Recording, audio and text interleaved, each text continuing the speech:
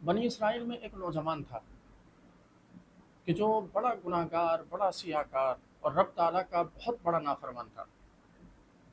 چوری چکاری کے معمولی سے گناہوں سے لے کر زنا، شراب نوشی جیسے بڑے بڑے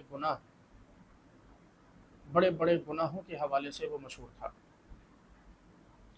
لوگ اس کی عادتوں کو دیکھتے، اس کی ان خرابیوں کو دیکھتے، خاموش رہتے۔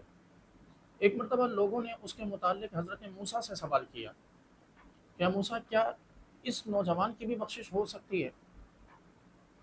حضرت موسیٰ علیہ السلام نے اللہ تعالیٰ سے رجوع کیا، وہاں سے حکم آیا کہ اس نوجوان کی بخشش نہیں ہوگی۔ جب یہ بات لوگوں سے ہوتے ہوئے اس نوجوان تک پہنچی کہ اللہ تعالیٰ اس کی بخشش اور مغفرت نہیں کرے گا، تو وہ نوجوان، اس نے شہر کو چھوڑا اور جنگلوں میں نکل گیا۔ جنگلوں میں جا کر اس نے، وہ روتا پیٹتا چیختا پکارتا اپنے رب کی بارگاہ میں فریاد کرنے لگا، کہنے لگا کہ اے مولا، میں نے کبھی زندگی میں کوئی گناہ تیرے مقابلے میں آ کر نہیں کیا۔ میں نے کبھی زندگی میں کوئی گناہ اس نیت اور اس ارادے کے ساتھ نہیں کیا کہ تو میری گرفت نہیں کر سکتا۔ کوئی گناہ میں نے یہ سوچ کر نہیں کیا کہ میں تیری پکڑ سے باہر ہوں۔ پروردگار، میں نے کوئی گناہ اس لیے نہیں کیا کہ تو مجھ پر عذاب نازل نہیں کر سکتا۔ پروردگار، میں کبھی بھی تیری رحمت سے جان بوجھ کر دور نہیں بھاگا۔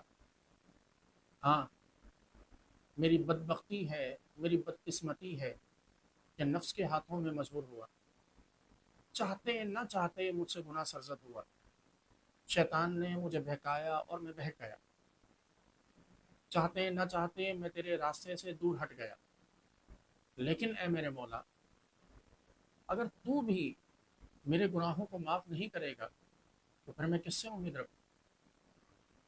اگر تو بھی میری خطاؤں سے درگزر نہیں کرے گا تو اور کون مجھے معاف کرے گا؟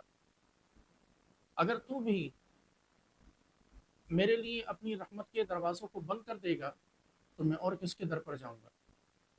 پروردگار، اگر تو نے مجھ جیسے خطا کار کو اگر اپنے دروازے سے دھتکار دیا، اور کون قبول کرے گا؟